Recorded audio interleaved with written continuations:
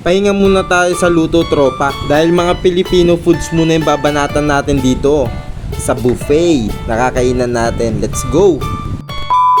Naisipan nga pala namin mag-buffet kasi nag-crave kami sa mga Filipino dishes. At syempre kasama dito si Aya, yung asawa ko, ang kapatid ni Mrs. Si Tin, si Dade, tsaka yung hinihintay namin, ang aking bilas, si Densyo. Alright. Ang istorya kasi talaga nito, nagiinom kaming tatlo. Nung gabi, medyo nag-crave talaga sa Filipino foods, lalo yung kohol. Naisip lang talaga namin sa market merong buffet na Filipino dishes sa kamay kainan.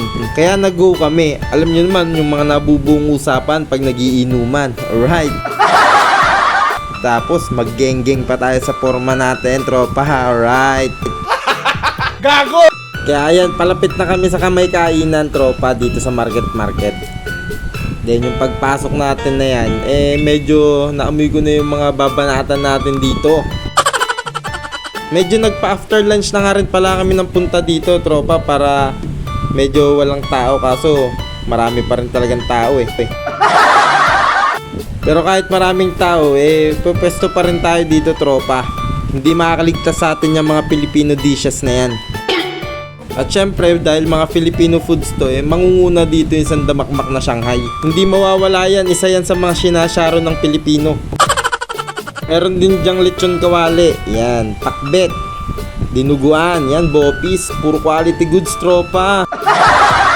Tapos meron yan yung pininta natin, yung suso, tsaka yung mga dessert nila, tropa. Goods na goods yan. Tapos meron pang sinigang na baboy dito, tamang-tama sa hangover. Tahong at saka papaitan, yan dapat kagabi yung inuman namin. At syempre kukuha na tayo dito ng foods, mamimili na tayo dito, yan, kunyari gulay. Para hindi naman ganun gahaman yung tingin sa atin. Tapos kumuha rin tayo dito ng ginataang langka. Alright. Tapos papakita natin si Mrs. kung ano yung kinukuha. Yun, putok-batok. At ito na yung mga kinuha natin, tropa. Yan, may sausawan, sinigang, Shanghai, okoy, bopis, dinuguan, lechon kawali, tsaka ginataang langka. Makaistin din si Dati. At syempre bago natin banatan to, magpasalamat muna tayo. Thank you Lord for the foods. Amen. Ito nga pala yung side effect ng aking hangover, yung pangwasakan ng mga kainan. Alright. Yun sabaw pa lang, alright na. Tapos yung babanatan pa nating sausawan toyo mansi. Mawasakan talaga yan, tropa. Itugad yung banatan natin, pang putok bato. Quality, tas may sabaw, sili. Goods na goods, tara kain tayo, tropa. Sulit pa naman sa akin pag mga ganitong kainan, lalo't nakainom, matagal-tagal na tulog, pagising, gutom talaga.